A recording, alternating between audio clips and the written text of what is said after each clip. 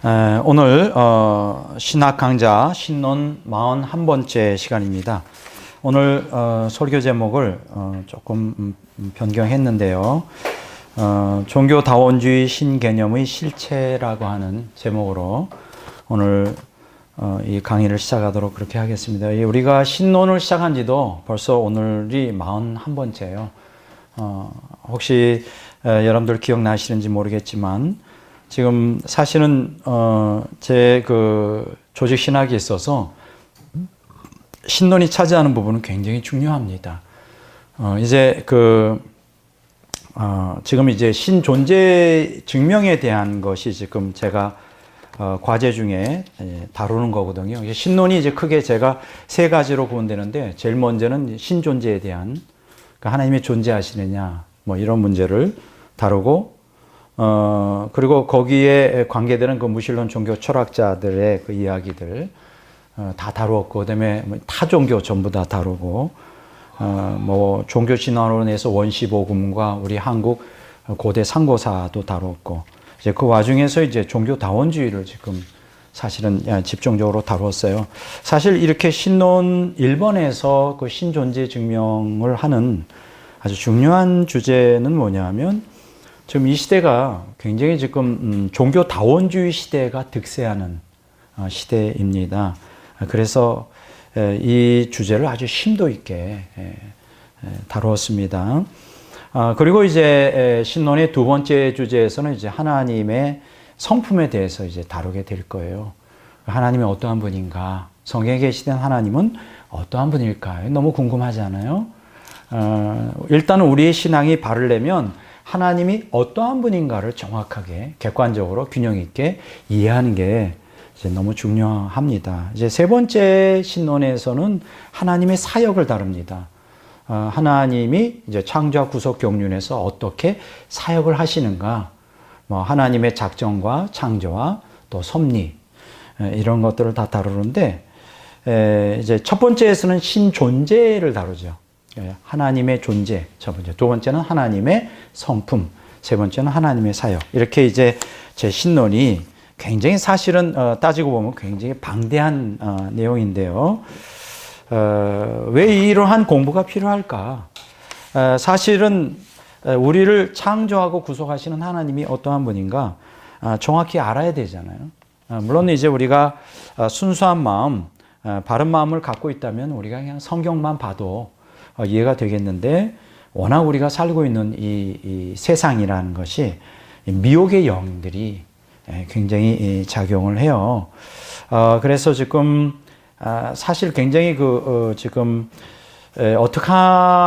어떻게 해야 우리가 미혹당하여 타락하지 않고 지옥 가지 않고 천국 가느냐, 이게 사실 오늘 믿는 성도들에게는 가장 큰 주제가 되지 않겠습니까? 저는 그렇게 생각해요. 제일 우리의 신앙생활하는 기독교인들에게 가장 중요한 건 뭘까요? 미혹받아서 타락하지 않고, 그래서 지옥 가지 않고 천국 가는 거. 여러분 어떻게 생각하세요? 오늘날 너무나 교회가 세속화되다 보니까 세속주의가 너무나 이렇게 만연되다 보니까 교회 안에 이 세상성, 이 세상을 향한 세상 지향적인 그러한 신앙을 가지고 사는 사람들이 너무 많은데요. 이 땅에서 건강하고 또 부유하게 사는 거, 이게 뭐 인간이 가장 원하는 거 아니겠어요? 근데 오늘 기독교 진리는 그것을 뛰어넘는단 말이죠. 하나님 우리를 창조하시고 구속하신 목적이 이 세상에서 부유하게 또 건강하게만 사는 것이 그 목적이 아니죠. 뭐 과정에 들어갈 수는 있어도 그걸 부인하지는 않지만 그것이 절대 목적이 될 수는 없어요. 성경이 우리에게 가르치는 것은 분명히 이제 우리가 천국에 들어가 하나님과 함께 생명 연합에 들어가는 게 목적인데, 이제 문제가 되는 게 뭐냐면 우리가 이 땅에 살아가는 동안에 많은 미혹이 있다는 거예요. 많은 미혹이 있어요. 그래서 이 미혹을 잘 극복하고 우리가 천국 들어가기 위해서 이렇게 이제 우리가 지금 신학을 배우는 것입니다. 뭐 다른 목적이 없습니다. 뭐 학문적으로 그냥 우리가 뭐 이런 것을 배워서 뭐 특별하게 하려고 하는 게 아니고, 우리가 이 신학을 배우는 목적은 바로 그런 데 있어요. 지금 그 2000년 기독교회사에 보면 2000년 동안에 마귀에 미혹하는 역사들이 굉장히 많이 있었습니다. 첫 번째가 이제 헬라 문명과의 만남. 그래서 교회가 이교주인 헬라화가 되는, 굉장히 사실은 이게 그 엄청난 것이죠. 기독교가 이제 사도 시대 끝나고 2세기에 접어들자마자 이제 헬라 철학과 이게 만나가지고 이게 언제까지 계속 지속되느냐? 16세기 종교개혁 시대까지 교회가 계속 이교주의하고 혼합되어지는 이런 상황에 이제 노출되죠. 그리고 그것이 이제 끝나자마자 이제 근대 문명과의 만남을 통하여 교회가 세속화됩니다. 다른 말로 말하면 여러분들이 잘 아시는 대로 14세기 르네상스로부터 시작하여 18세기 계몽주의 시대에 이르기까지 이제 근대 과학의 발달과 더불어 인본주의가 득세하면서 그 하나님을 떠나는, 그래서 철저히 이제 교회가 이제 세속화되는 길을 가죠. 이것 역시 굉장히 교회가 이런 영적 전쟁, 이런 사상과 영적 전쟁한다는 게 보통 어려운 일이 아니죠. 세 번째, 지금 이제 우리가 살고 있는 시대에 대한 얘기인데 이게 뭐냐면 세계 종교와의 만남이에요. 이게 교회가 종교다원주의화되고 있습니다. 여러분들이 기억하셔야 될 것은 18세기 계몽주의 시대에 근거하여 19세기 자유주의 신학이 태동되거든요. 바로 이 자유주의 신학이 기반이 되어 타종교, 그러니까 오직 교회 안에만, 오직 성경 안에만 계시된 하나님을 믿지 않고 타종교에도 구원이 있다고 하는 이러한 종교다원주의 사상이 이제 19세기 자유주의 신학으로부터 20세기 들어오면서 퍼지기 시작하고, 지금 21세기에는 독보석처럼 교회 안에 이제 종교다원주의가 아주 가득 차 있어요. 그래서 사실 이번에 이제 오늘 제목이 뭐냐면 종교다원주의 신개념의 실체인데, 사실은 이 종교다원주의에 대하여 이미 이 신론의 초반부터 여러분 다루었습니다. 사실 오늘 대다수의 기독교인들은 신학이라는 것에 대해서 경기를 가져요. 그러니까 오늘 굉장히 수준이 낮은 거죠. 그러니까 그저 설교 수준, 또 성경 공부 수준, 요 정도 수준이 머무르지, 좀 신학을 통하여 하나님 말씀을 깊이 무장해야 되겠다고 하는 사람들이 많지 않습니다. 그런데 제가 분명히 말씀드리지만 지금은 그렇게 널널한 신앙생활을 한다 할지라도 지금 앞으로 교회가 직면해야 될 이 영적 전쟁, 미혹의 역사는 지금 현재 우리가 상상하는 것 이상으로 무섭게 교회를 갖다가 배교로 끌고 갈 것입니다. 저는 그걸 보고 있거든요. 분명히 제가 가르치는 이 귀중한 신학 사상이 앞으로 절실히 필요한 시대가 지금 이미 됐어요. 도래했는데 아직 모르지만 앞으로 몇 년 안에 그 절박한 시대가 더 도래할 겁니다. 근데 이제 우리 성도님들은 먼저 그들보다 먼저 앞서 이렇게 소중한 신학 강좌를 듣는다는 것도 사실은 큰 복이에요. 사실 복을 복으로 아는 게 굉장히 중요해요. 아프리카 사람들은, 원주민들은 이렇게 다이아몬드 이런 것들, 그게 그냥 돌이라고 생각하잖아요. 근데 사실 귀중한 보석이잖아요. 다이아몬드다. 뭐 이런 거. 마찬가지로 보석을 보석으로 알 수 있는 영적인 눈이 참 우리에게 필요한데, 여러분들은 제가 분명히 말씀드리지만 복을 많이 받은 거예요. 이 강단에서 진리가 선포되고 있습니다. 이런 교회가 거의 없어요. 이렇게 순수하게 진리를 선포하는 교회가 거의 없어요. 다 혼합되어 있어요. 그렇다고 그 교회들을 제가 무시하거나 또 인정하지 않는 건 아니지만 그만큼 오늘날 교회가 순수성을 잃어버리고 있다. 지금 오늘 종교다원주의의 신개념의 실체를 이제 공부를 할 텐데, 이제 거의 이제 이 부분, 그러니까 신론 1에서 신존재에 대한 이 부분에 대해서는 거의 이제 막바지로 가고 있어요. 앞으로도 여러 번에 걸쳐 강의가 있겠지만 막바지를 향해 가고 있는데, 혹시 기억하세요? 신론 제1번, 제일 처음 한 제목이 뭔지 기억하시는 분이 없을지 몰라요. 그 제목이 뭐냐면 종교다원주의와 영적 전쟁이라는 제목이에요. 그만큼 신존재에서 이 종교다원주의가 차지하는 부분은 너무나 중요하죠. 왜 그럴까요? 아까 제가 말한 대로 2000년 기독교 역사가 처음에는 헬라 문명과의 만남, 두 번째 근대 문명과의 만남, 세 번째 이제 세계 종교의 만남인데 우리가 살고 있는 이 시대가 바로 종교다원주의가 득세하는 이것 때문에 마귀가 많은 영혼들을 미혹하여 지옥으로 끌고 가는 이런 시대에 살고 있어요. 그래서 제가 이제 신존재에 대한 측면에서 종교다원주의를 안 다룰 수가 없는데 제일 먼저 다루는 게 종교다원주의의 영적 전쟁이죠. 자, 그래서 오늘도 계속 이어지는데 오늘날 기독교인들이 마귀의 미혹이 세 개로 카테고리로 설명할 수 있어요.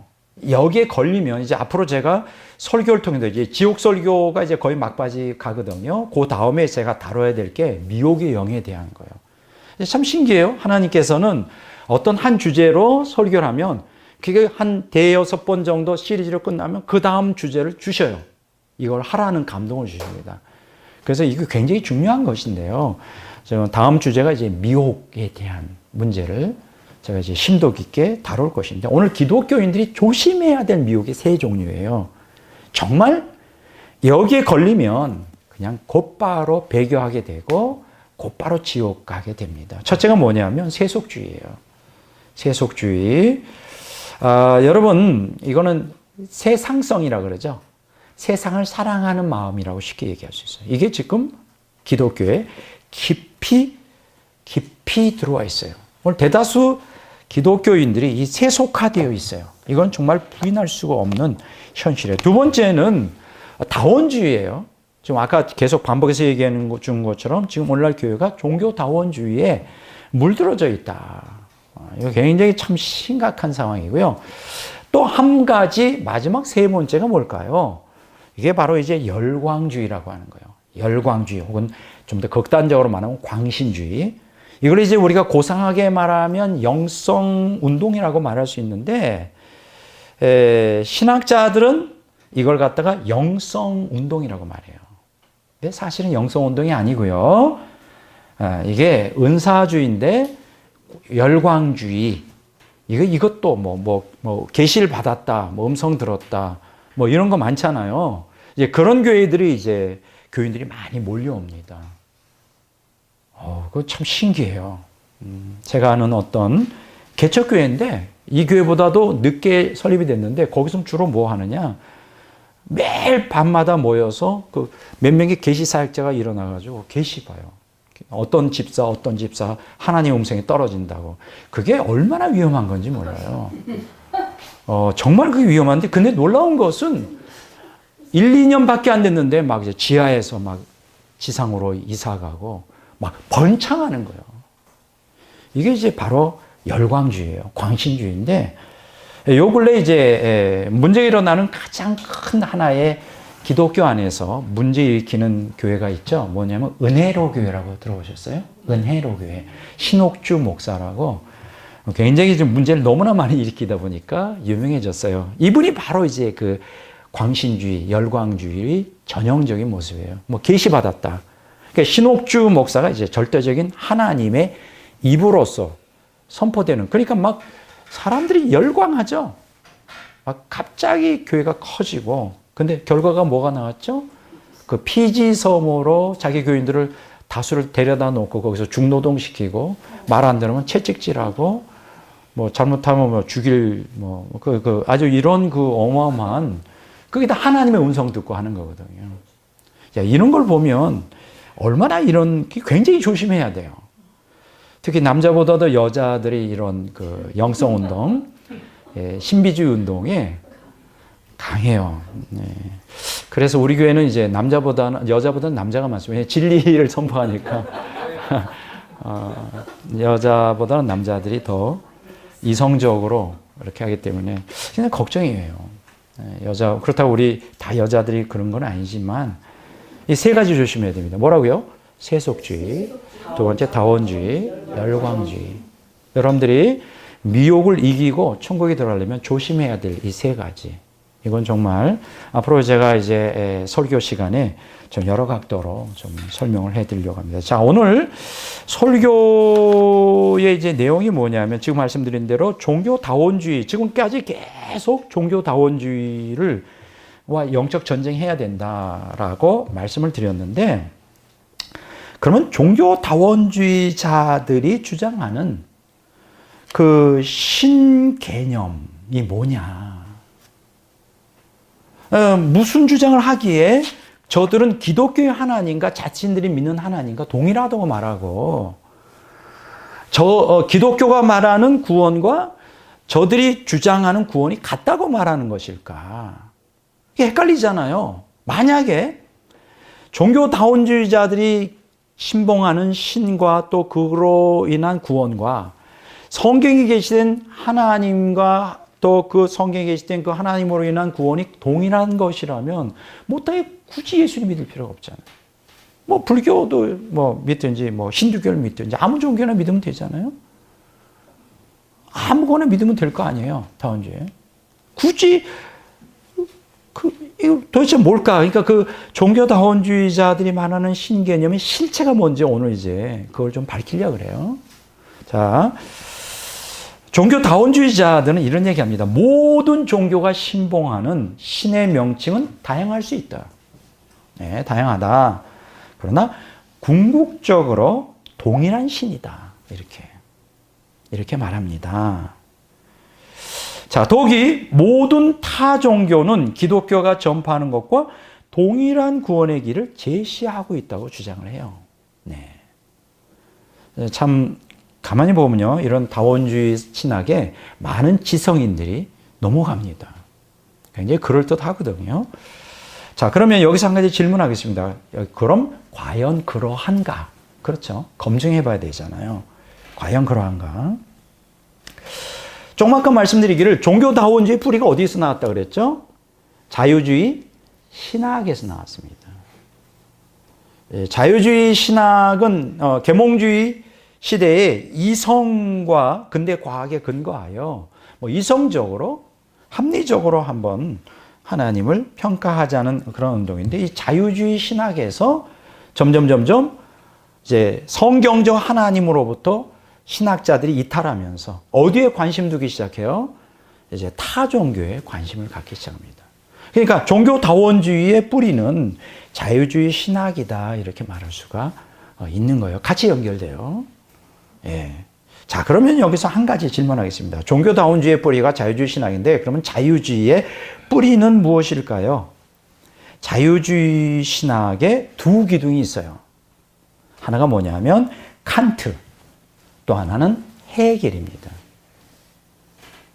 여러분, 자유주의 신학은 슐라요 마하가 이제 자유주의 신학의 아버지라고 말하지만, 사실 그 근원, 슐라요 마하를 포함한 모든 자유주의 신학자들이 기초로 놓는 두 기둥이 있어요. 철학자가 누구냐면 칸트, 헤겔이에요. 그래서 자유주의 신학은 그 두 개 나눕니다. 칸트 학파하고 헤겔 학파, 이렇게 나눠요.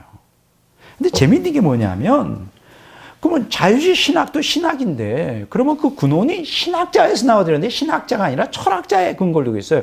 재밌는 게 뭐냐면 칸트도 헤겔도 기독교인이 아니에요. 기독교인이 아닌데 철학자예요, 철학자. 이들은 단지 칸트나 헤겔은 철학적인 관점으로 신을 갖다가 언급한 거지 종교학자가 아니라고. 근데 이상하게 자유주의 신학자들은 이 칸트와 헤겔의 기초를 두어 이제 신학을 했어요. 그러면 좀 아까 얘기했죠. 칸트와 헤겔은 종교인도 아니에요. 불교도 안 믿어요. 아무것도 안 믿어요. 물론 영향을 받았겠지만 기독교를 안 믿어요. 그러면 그런데 신을 논해요. 그러니까 여러분 보세요.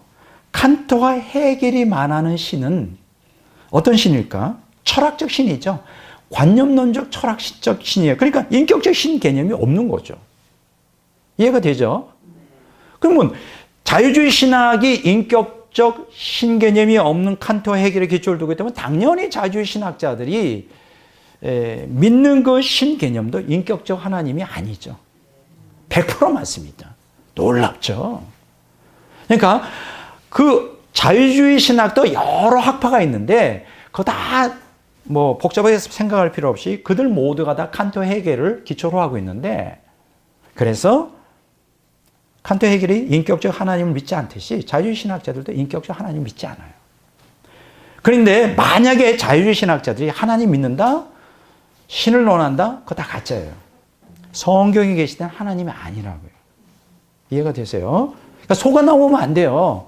자유주의 신학자들이 나도 하나님 믿어 말할 때 그 하나님은 성경에 계시던 하나님이 아니라고요. 그거는 관념론적인 신, 비인격적인 하나님에 불과한 거예요. 이게 정말 무서운 거죠.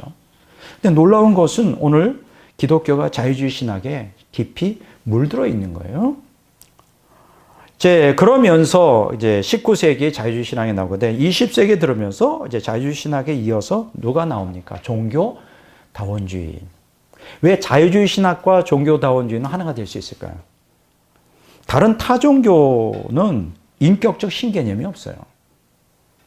칸트 헤겔이 인격적 신개념 없이 그 기초를 둔 자유주의 신학이 인격적 하나님 개념이 없으니까 어떻게 돼요? 서로가 궁합이 잘 맞는 거야. 그렇죠. 자유주의 신학과 종교다원주의 신학도 인격적 신을 안 믿으니까 궁합이 잘 맞는 거예요. 그래서 자유주의 신학에서 종교다원주의로 점점 확산되어 가는 겁니다. 이해가 되죠?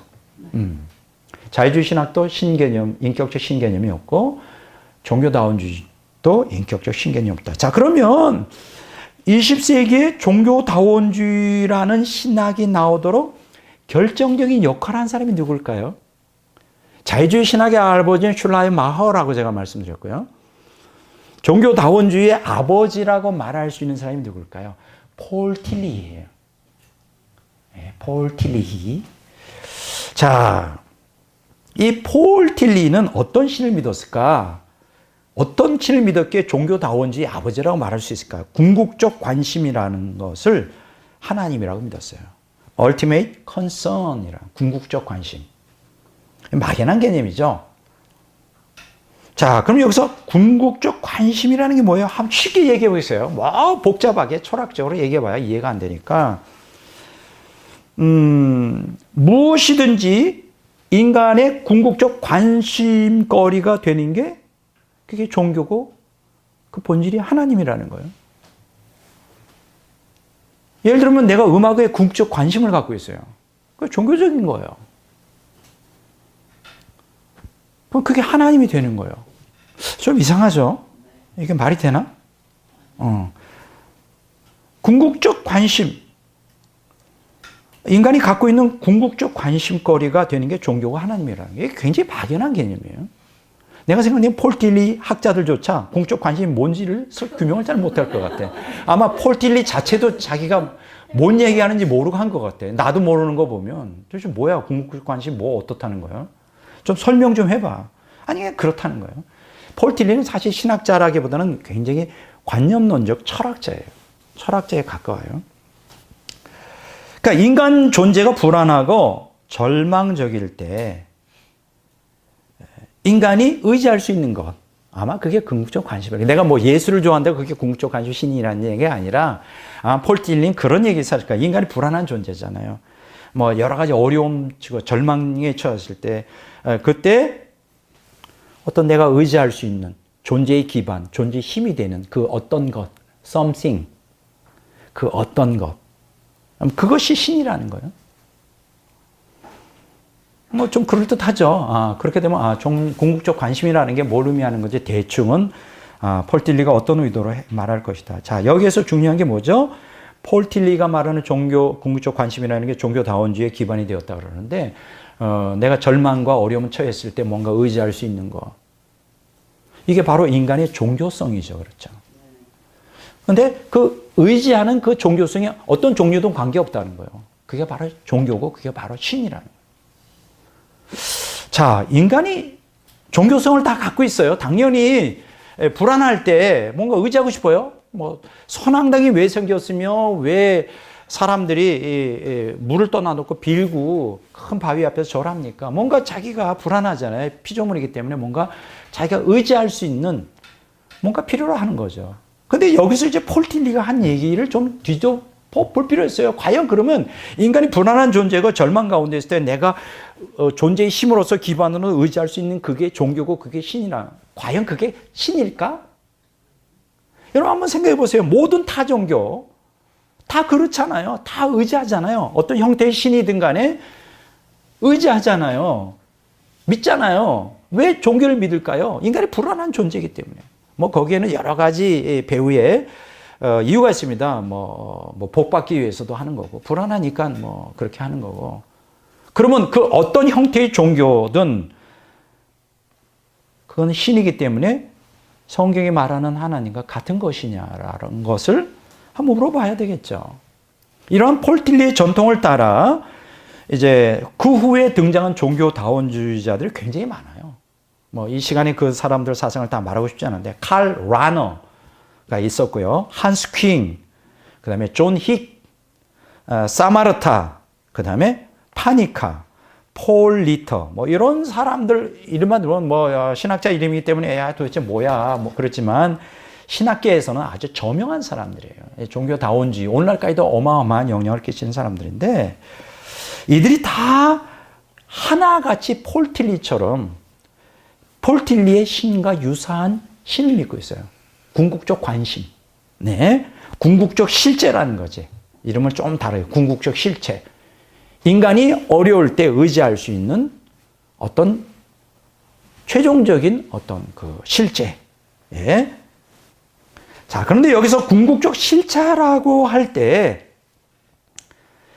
이들이 말하는 그 신이라는 개념은 성경에 계시던 인격적 하나님이 아니에요. 뭐냐? 우주의 어떤 절대적 원리? 내 마음대로 주무를 수 있고 내 마음대로 완전히 내가 원하는 대로 이렇게 컨트롤할 수 있는 에너지? 비인격적 존재. 그러니까 여러분 보세요. 이 동양의 신비주의에서 말하는 대부분의 그 신 개념이 이런 지금 종교다원주의자들이 말하는 신 개념과 동일한 거예요. 그렇죠? 우리가 그동안 종교에 대해서 여러 가지 공부했잖아요. 타종교의 실체에 대해서 우리가 공부할 때 뭐라 그랬습니까? 애매모호한 유사유실론이에요. 결국 무실론이에요. 우리가 그동안 참 공부를 참 많이 했어요. 제가 여러분들에게 가르치는 대로 열심히 공부하면 굉장히 이 수준이 높아져요, 사실은요. 문제는 공부 안 하는 게 이제 그림의 떡이죠, 뭐. 아무리 들어와도 이쪽으로 들어서, 아니, 이쪽으로 들어와서 뇌를 통해 이쪽으로 나가면 좋은데 아예 튕기는 경우도 있죠. 아예 안 들어. 야, 이게 이제 문제가 되는 거죠. 그래도 왼쪽으로 들어와서 여기 왼쪽이지 오른쪽으로 들어와서 왼쪽으로 나가면 그래도 한번 훑으면서 그러니까 여러분들이 노력을 하셔야 돼요. 예, 그것이 머리에서 이제 마음으로 내려면 이건 정말 금상첨화. 예, 그것까지는 제가 100% 기대하기는 어려워도 이 튕기는 일은 이 방탄처럼 튕기는 일은 없으면 좋겠다. 예. 예. 사실을 제가 이렇게 정립해 놓은 이 신학 사상만 마스터하면요 최고의 실력자가 됩니다. 어디 가서도 조직 신학 교수를 할 수가 있어요. 저한테 배워서 한 10분의 1 정도 습득한 분이 큰 신학교에서 조직 신학 교수로 명성을 떨치는 거 보면 여러분들도 할 수 있겠죠. 마음만 먹으면. 네, 마음만 먹으면 할 수 있어요. 중요한 건 마음을 안 먹는다는 게 중요한 것이. 여러분 이렇게 생각이 쉬워요. 아, 나는 시간이 없습니다. 아, 나는 머리가 안 돌아가요. 거짓말하지 마세요. 두 군데 큰 데서 신학 교수를 하고 명성이 있어요. 아주 당당해요. 부흥사도 하고 그리고 중국에 있는 500명의 목회자들 지금은 이제 중국에 들어가기 어려우니까 어떤지 모르지만 아주 당당하게 가르치는 분이 저한테 군소신학교에서 제가 교수할 때 저한테 배운 사람이고요. 저보다 4살이 위니까 계산이 나오겠죠. 제 나이를 아는 사람이면 지금 나이가 얼마나 많은지. 그리고 그렇게 머리가 썩 좋은 분도 아니에요. 나이가 50이 넘어서 신학하는 사람이고 그리고 그분은 또 환경이 얼마나 어려운지 그 서울에 있는 연구원에 오려면 이제 그 천안에서 오는데 한 번도 빠진 적이 없어요. 그래서 한 번 오면 10,000원이죠. 오는데 10,000원, 가는데 10,000원, 20,000원. 개척교회 목사가 한 달에 거의 10만 원, 거기다 회비까지 내야 돼. 정말 대단한 헌신이었어요. 근데 이 사람이 목숨을 걸고 공부했습니다. 예습, 복습. 예수까지. 그걸 교인들에게 또 가르쳐. 복습해. 또 제가 꼭 사라는 책은 꼭 읽어. 그러니까 제가 하라는 대로 하니까 몇 년 되니까 이제 서당계 3년이면 이제 풍요롭는 거죠. 그러니까 제가 가르치는 것은 한 10분의 1밖에 못 깨닫는다 하더라도 지금은 굉장히 당당한 교수가 돼서 아주 큰 소리 치고 또 천안은 지역에다가 신학교를 세웠어요. 본인이 총괄하는. 얼마나 대단한 거예요. 그러니까 변명하지 마세요, 여러분. 여러분들은 그분보다 훨씬 모든 게 뛰어납니다. 그분이 더 탁월한 건 딱 하나밖에 없어요. 열정적으로 진리를 갈망했다. 공부했다. 그거밖에 없어요. 여러분보다 더, 그렇다고 여러분들 내가 무시하는 게 아니고 뭔가 좀 다른 게 있다면 열정적으로 목숨을 걸고 진짜 공부했더니 몇 년 하니까 흉내를 내시더라고. 근데 그 흉내 내는 것만 가지고도 엄청 파급력을 해요. 좀 이제 제가 약간 다른 데로 갔는데 보세요. 좀 종교다원주의가 어떤가. 그들은 비인격적 하나님을 믿어요. 지금 폴 틸리처럼 궁극적 관심, 궁극적 실체. 그게 뭐 어떻다는 거야. 실체가 없는 거예요. 여러분 힌두교, 불교, 유교, 도교, 이슬람교까지 다 비인격 하나님을 믿어요. 비인격적 신이에요. 모든 종교다원주의의 근원이 타종교를 인정하는 거예요. 타종교 모두가 다 인격이 없어요. 신이. 난 이해가 안 돼. 인격이 없어. 인격이 없으면 그거 어떻게 해요? 그러니까 종교다원주의자들에게 신은 someone, 어떤 분이 인격을 갖고 어떤 분이 아니라 something이에요. 어떤 것. 그들이 믿는 신은 인간보다도 못해요. 인격이 없잖아. 굴러다니는 돌보다도 못해. 그들의 신은. 고무신보다도 못하다니까. 그 고무신은 그래도 신은 신인데 어쨌든 인간에게 유익이 되는데 종교다원주의에서 가르치고 믿는 그 신은 고무신보다도 못해요. 근데 그걸 또 아주 진리라고 목숨을 걸고 일생 따라다니고 가르치고 열변을 토하는 사람들 보면 정말 제가 이해가 안 돼요. 정말 김용옥 교수 같은 사람도 사실 종교다원주의자죠. 좀 아까워요, 사실. 그 머리가 좋은데. 좀 불쌍하기도 하고. 자, 지금까지 우리가 연구를 통해서 이제 제가 종교다원주의에 대한 신을 쭉 했었고요. 이제 그 다음에 이제 원시복음, 그거 이제 우리가 배웠잖아요. 그 후에 이제 종교다원주의의 기초가 되는 종교들, 뭐 샤머니즘, 유교, 도교, 불교 이런 것들이 나왔다고 그랬잖아요. 근데 이제 원시복음의 전통을 따라 고대 가나안의 유일신이었던 엘과 이제 자연 숭배를 지향하는 바알 종교의 신인 엘이 전혀 다른 존재예요. 같은 히브리어로 엘이라고 하는 하나님을 지칭하는 엘이라는 단어를 써도 원시복음의 전통에서 나오는 그 엘 하나님은 인격적 하나님이고요. 그러나 그게 변질되어 인간의 탐욕과 마귀의 미혹에 의해 만들어진 종교, 바알 종교에서 가르치는 그 엘은 인격적 하나님이 아니에요. 그러니까 여러분 조심하세요. 종교다원주의자들도 다 신을 찾아요. 하나님을 찾아요. 그들은 성경에 계시는 하나님과 자기네들이 믿는 하나님이 같대요. 같지 않아요. 같은 하나님이라는 단어를 써도 우리는 인격적 하나님 믿어요. 역사의 주관자, 우리 인생의 생사를 주관하시는 분, 성경에 계시된. 그러나 종교다원주의, 모든 타종교, 종교다원주의 가르치는 그거는 인격이 없다고 내가 분명히 얘기했잖아요. 같은 하나님을 써도 인격이 없어요. 전혀 다르죠. 차원이 다르죠. 자, 출애굽기 34장 14절에 보면 신을 지칭하는 단어로 엘을 사용하고 있는데요. 같은 단어를 쓰는데 그 두 단어가 하나는 인격적 하나님을 가르치고 하나는 우상을 가르쳐요. 신기하죠? 출애굽기 34장 14절 읽어보게요. 너희는 다른 신을 예배해서는 안 된다. 나의 이름은 질투하는 야훼, 곧 질투하는 신이다. 이 공동번역이 나오거든요. 맨 앞에 너희는 다른 신 할 때도 히브리어가 엘이에요. 엘. 그러나 나는 질투하는 야훼, 곧 질투하는 신이다 할 때 두 번째 엘은 하나님을 얘기하죠. 그러니까 여러분, 나는 하나님을 믿어요 라고 할 때 속아 넘어가면 안 돼요. 그 하나님이 진짜 성경에 계시된 인격적 하나님인지 아니면 그냥 일반 타종교에서 말하는 그 신 개념, 인격이 없는 신. 그 이슬람교는 그렇게 말하자면 자기네들이 믿는 알라하고 성경에 시된 여호와, 뭐 하나님이 같다. 같지 않아요. 여러분 아십니까? 많은 사람들이 착각하는데 이슬람교에서는 하나님이 인격이 없어요. 인격이 없어요. 놀랍죠? 그 이슬람 사람들은 알라를 되게 두려워해요. 하루에 5번씩 예배 기도하잖아요. 굉장히 두려워하고 어떤 경우에는 제가 이제 미국에 유학하면서 바로 제가 옆집에 이제 이슬람, 그 이란 사람이 살고 있었어요. 이란. 한 건물 안에 이란 사람이 살고 있었는데 제가 유심히 봤죠. 사람들이 굉장히 소박합니다. 특히 나이가 많은 저보다 나이가 많았던 그 할아버지층 이분들은 거의 경건하게 보여요. 그들의 종교적 전통을 따라요. 세속적인 거를 경계하고 나름대로는 경건하려고 노력하는 걸 봐요. 근데 불행하게도 그들이 믿는 그 알라가 뭐라고요? 인격이 없어요. 인격이. 신이 인격이 없다고. 그럼 인격이 없는 고무신보다는 못한 신을 믿으면 그게 무슨 의미가 있느냐. 참 안타깝지 않아요? 참 이거 보면 안타까워요.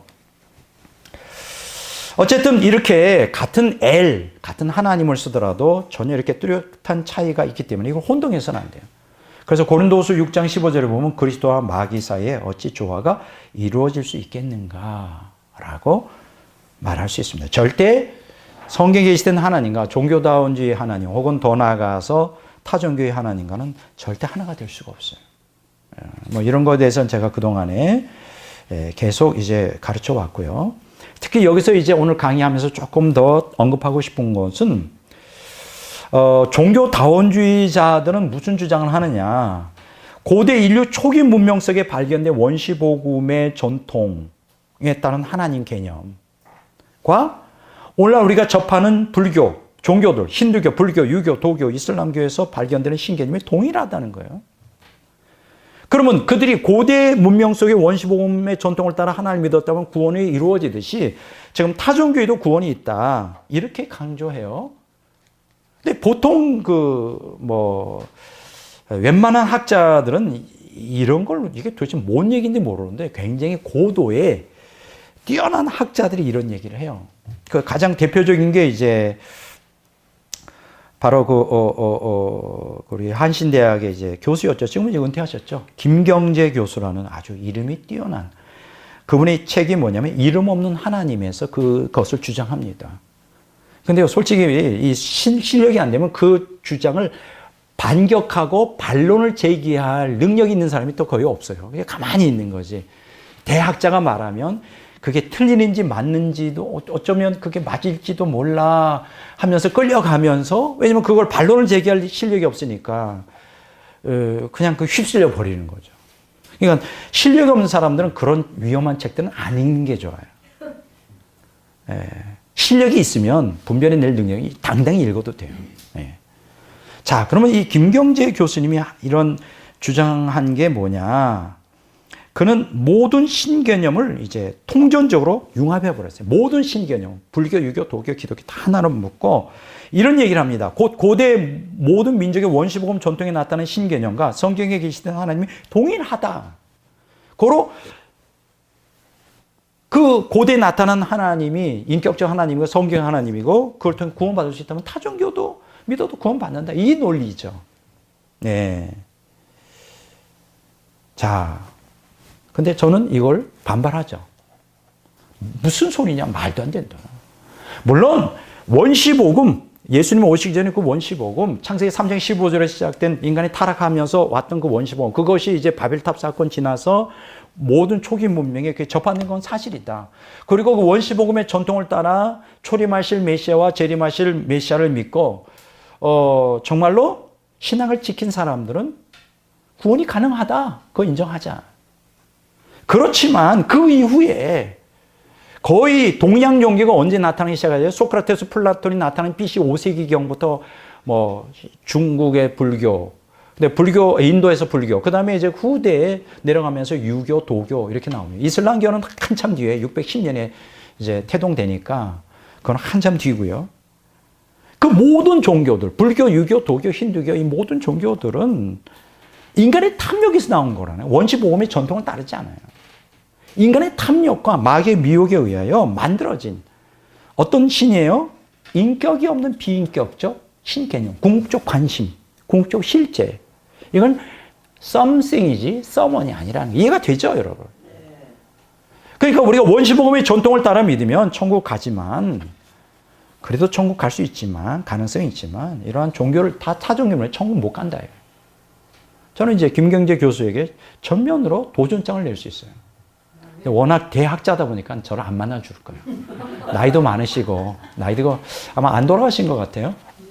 나이가 많으신데 저같이 뭐 이름이 없는 학자를 만나서 토론하지는 않으실 것 같아요. 그러나 당당하게 저는 도전장을 내게 되고 틀렸다. 위대한 학자이면 틀림없지만 그 논리는 틀렸습니다. 교수님. 그 잘못 가르치는 거예요. 이제 그런 얘기를 좀 하고 싶어요. 어쨌든 왜곡된 비인격적 궁극자라는 거 이런 것들을 그래서 우리가 참 조심해야 돼요. 우리 신앙생활에 성경에 계시된 하나님만이 진짜고 나머지는 다 가짜예요. 그리고 이제 지금 얘기한 대로 헤겔과 칸트에 의한 자유주의 신학 그리고 더 나아가서 종교다원주의 신학의 비인격적 하나님 궁극적 관심이라는 궁극적 실제라는 것은 다 가짜십니다.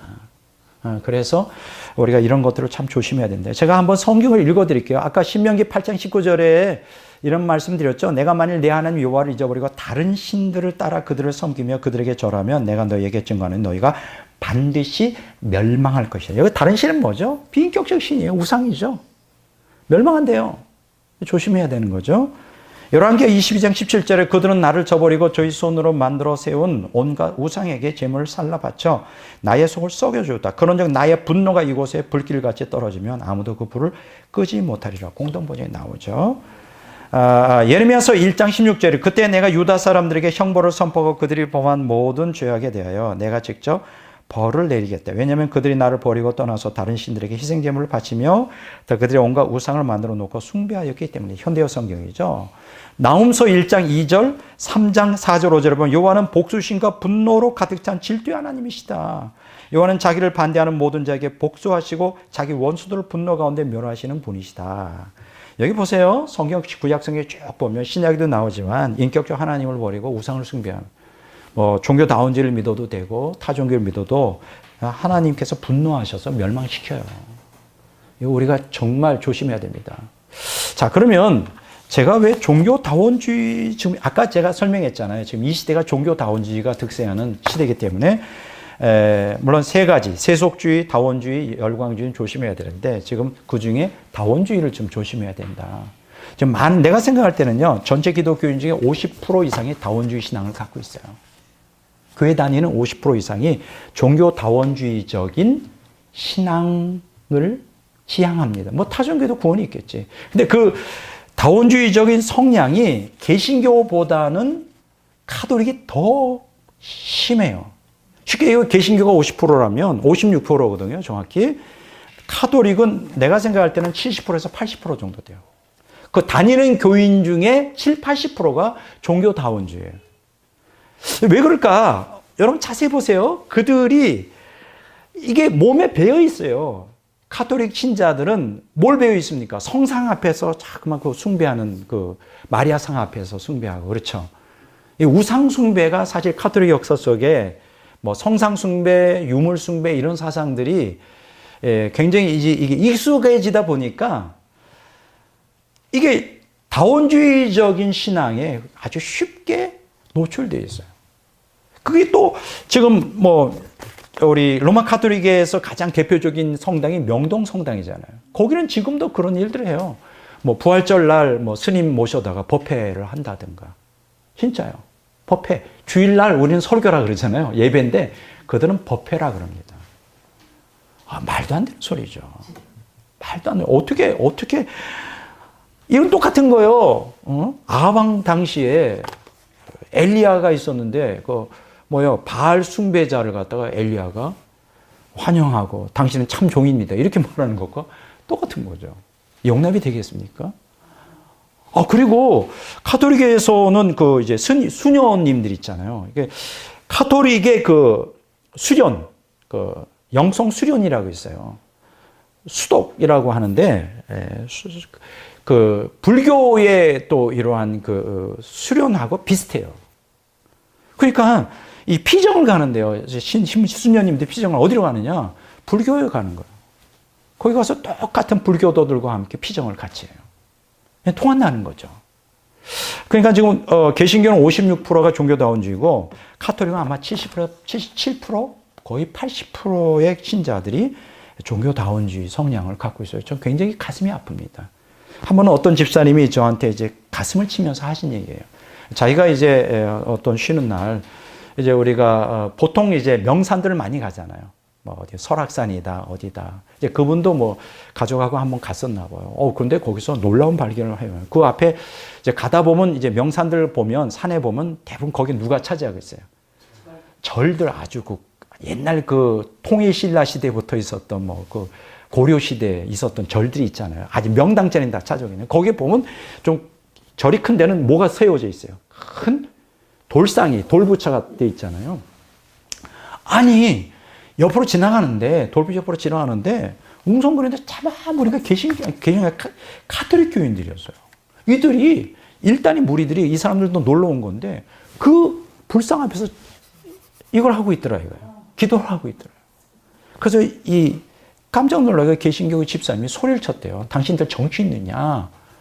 아니 당신들이 하나님 믿는 사람이에요. 어떻게 거기에서 이거를 불상 앞에서 이걸 하고 있느냐고. 비슷하죠? 이 모양도 카톨릭에도 이렇게 하잖아요. 이제 스님들도 이거 하잖아요. 그랬더니 이거는 자기는 숭배가 아니고 그냥 예의를 표하는 거라고 그렇게 변명을 하더래요. 그러더니 이제 슬금슬금 욕먹고 도망가더래요. 그 일단들이. 이거 참 심각한 거예요. 지금 더 놀라운 것은 이 개신교, 카톨릭도 심각한데 개신교도 점점 종교다원주의적인 성향의 신앙들이 늘어나고 있어요. 잘못하면 개신교도 7, 80%가 종교다원주의로 바뀔지 모릅니다. 이건 정말 심각한, 이거 대배교예요. 정말 대배교예요. 이거 정말 심각한 거예요. 자, 그러면 왜 심각하고 왜 우리가 종교다원주의의 신개념, 종교다원주의를 받아들여서는 안 되는, 이건 굉장히 영적 전쟁인데요. 그 이유가 있어요. 종교다원주의를 받아들이면 뭐가 무너질까요? 예수님의 유일성이 붕괴되고 말아요. 그렇잖아요? 다른 종교에 고다마시 따라 다 부처도 구원이야. 예수, 부처 다 같은 레벨이야. 이렇게 해버리면 예수님의 유일성이 무너져 버려요. 이건 엄청난. 자, 그러면 여기서 끝나지 않아요. 종교다원주의가 득세할수록 예수님의 신비가 붕괴됩니다. 예수님은 참 하나님이요, 참 인간이세요. 그렇죠? 이게 신비예요. 성경에는요, 바울 사도가 이 진리를 깨닫고 너무나 놀라워서 어떻게 하나님이 인간이 될 수 있냐. 그렇잖아요? 유대인들도 메시아 개념은 설마 하나님이 인간으로 오시겠어요? 이런 개념이었다고요. 그냥 신적인 존재, 신과 하나님과 인간 사이의 어떤 그 매개자. 물론 구약 성경에는 메시아의 특성이 돼서 하나님이라고 하는 거, 하나님이면서 인간이라는 그것이 뚜렷이 구약 성경에는 계시되어 있어요. 그리고 하나님의 아들 하면 거의 하나님과 동격이라고 하는, 그래서 신성모독이라는 개념이 있었지만, 그래도 유대교 신학에서는 그 하나님의 아들 메시아라는 개념이 하나님과 동등되다, 똑같다는 동질성을 갖고 있다는 개념까지는 없었던 걸로 알고 있어요. 구약에는 분명히 나오거든요. 여러 군데. 그런데 바울이 예수님을 믿고 예수님의 신비를 깨달은 거예요. 그걸 이제 바울은 하나님의 신비, 비밀, 그리스도의 비밀 이렇게 말하는데 깨닫고 보니 기가 막힌 거예요. 뭐예요? 그리스도의 비밀. 예수님이 하나님인데 인간이 되셨다는 거예요. 이것을 깨닫고 나니까 기가 막힌 거예요. 오늘 종교다원주의가 번창하면 어떻게 될까요? 이런 예수님의 신비가 붕괴돼 버려요. 그렇잖아요. 그리고 그 다음으로 뭐로 나갈까요? 더 중요한 거요. 그 다음으로 뭐가 나을까? 종교 통합으로 나아가게 됩니다. 지금 종교다원주의가 이제 사실은 WCC라고 하는 이런 단체가 제일 앞장서 있잖아요. 근데 그러니까 WCC에 가입하고 거기에 동참하는 사람들은 다 속고 있는 거예요. 그들이 겉으로 표방하는 건 너무나 복음적이에요. 그 슬로건 보세요. 타이틀. 표로 내고 오는 거 다 복음적이에요. 뭐 성령의 능력으로 뭐 어쩌고 저쩌고 하는데 그건 다 겉으로 드러나는 거 실제 비하인드에서 일어나는 거는 종교 통합이에요. 그러면 종교 통합이 물론 WCC가 나가는데 그 기조에는 뭐가 근거를 두고 있을까요? 종교다원주의가 그 WCC의 신학의 바탕이 돼요. 그러면 종교자원주의자들, WCC의 중심을 갖고 있는 그 모든 추진하는 모든 핵심 인물들은 어떤 생각을 갖고 있을까요? 기독교의 하나님이나 타종의 하나님이 같다는 거예요. 지금 얘기했잖아요. 근데 그 하나님은 인격의 하나님이 아니에요. 비인격적인 어떤 그 실제라는 개념, 철학적인 개념, 관념론적인 개념이에요. 이게 종교다원주의 신학이 WCC의 밑에 있다 보니까 겉으로 보면 성경에 계시된 하나님이라고 우리는 아까 얘기했잖아요. 엘이라고 해서 다 같은 하나님이 아니다. 엘이 성경에 계시된 하나님일 수도 있고 바알을 말할 수도 있다. 똑같이 그들이 하나님이라고 말하지만 그 하나님은 하나님이 아니에요. 근데 많은 순진무지한 목사들이 넘어가. 괜찮네. 우리는 그래. 그리스도의 사랑 안에서 하나가 돼야 돼. 이렇게 되면서 뭐가 점점 약해질까요? 예수 그리스도의 유일성, 하나님의 신비인 예수님의 복음이 붕괴가 되죠. 여러분, 종교 통합으로 나아가게 됩니다. 그래서 지금 우리는 종교다원주의를 반대해야 돼요. 물론 반대한다고 해서 돌이키지 않습니다. 그 추세예요, 지금. 지금 그 추세로 교회들이 다 종교다원주의적으로 나아가고 있어요. 다만 이 시대에 우리가 피를 토하면서 우리가 피를 토하면서 참으로 경계해야 되는 깨어있는 사람들은 들을 것이다. 들을 귀가 있는 자는 들을 것이다. 아시겠어요? 여러분 구약시대도 그렇고 신약시대도 구원받은 사람은 소수였어요. 모두를 다 돌이킬 수 없습니다.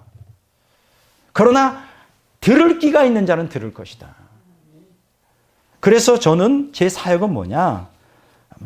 이 진리의 말씀을 선포함으로 모든 사람이 회개하여 돌아올 거라고 난 기대 전혀 하지 않아요. 하나님도 하지 않아요. 다만 선택받은 자, 이 시대의 남은 자, 그렇죠?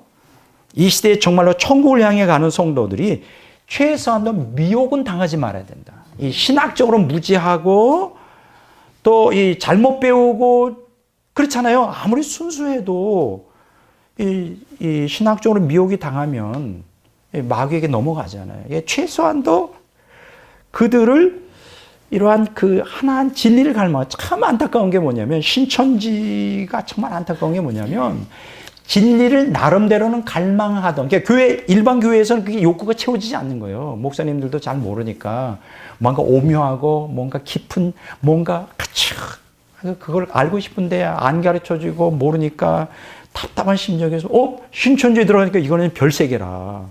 전혀 교회에서 안 가르치고 막 이게 꿰지는데 물론 잘못 꿰긴 꿰지만 그러니까 막 거기에 열광하고 근데 그러니까 거기에 들어간 사람들도 다 나쁜 사람이 아니라 뭐 나쁜 사람도 있겠지만 정말 순진무구한 사람들도 많아요. 그 여호와의 증인들도 마찬가지예요. 한번 보세요. 여호와의 증인들이 얼마나 신사적인가. 너무 안타까운 거예요. 근데 일단 사상이 완전히 딱 고정돼 버리면 안 바꾸더라고요. 그러면서 지옥에 가는 거예요. 여러분 귀신이라고 하는 게 꼭 지금 제가 얘기했잖아요. 세 가지 조심해야 된다. 세속주의, 욕망을 통해서도 마귀가 장악하지만 이러한 그 사상 전쟁, 이 영적 전쟁의 본질인데 사상을 통해서 이 다원주의 신학이 사상이잖아요. 이 잘못된 신학을 배우면 아무리 윤리적이고 정말 진실한 마음을 갖고 있어도 다 미혹이 넘어가가지고 그냥 안 받아들여요, 진리를. 또 거기다가 또 영적 탐욕 있는 사람들 뭐예요? 열광주의. 막 본다, 막 그러면 막 문제가 해결된다. 뭐 어쩌면 그렇게 많이 빠지는지.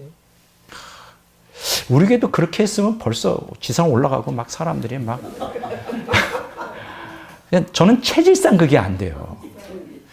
흉내 내고 싶지도 않지만 내려고 해도 그 흉내를 못 내요. 그냥 생긴 대로 하나님 저에게 주신 거 그냥 고지식하게 그냥 진리를 선포하는. 근데 그게 오히려 감사할 수 있어요. 교회를 숫자를 늘리기 위해서 제가 아주 교활하게 그 테크닉이 발달한 사람이다. 벌써 저는 망했죠. 저는 그렇게 할 수도 없는 사람이에요. 그냥 고지식하게 그저 하나님만 바라보고 소수지만은 진리를 갈망하는 사람이 분명히 있어요. 그런 사람들은 듣게 되죠. 저는 그걸 지금 기대하고 있는데 정말 우리 조심해야 돼요. 다원주의 신학, 이 사상에 이 잘못된 사상에 물들어 버리면 고쳐지지 않습니다. 그래서 지금 이런 종교다원주의가 종교통합, WCC를 중요탐으로 나가고 이제 결국은 완전히 교회가 배교하는 그것으로 지금 나가고 있다. 그래서 우리가 참 조심해야 된다. 이런 것을 제가 여러분들에게 말씀을 드립니다. 그래서 오늘 이제 그렇게 말씀을 드립니다. 참 조심해야 된다. 영적 전쟁을 하니까 여러분들이 열심히 배우시고 정말이에요. 여러분들에게 주어진 이 시간과 순간 저는 여러분들이 하나님이 주신 은사예요. 선물이라고. 그러니까 저를 통해 하나님이 저에게 주신 저는 이런 생각 많이 들어요.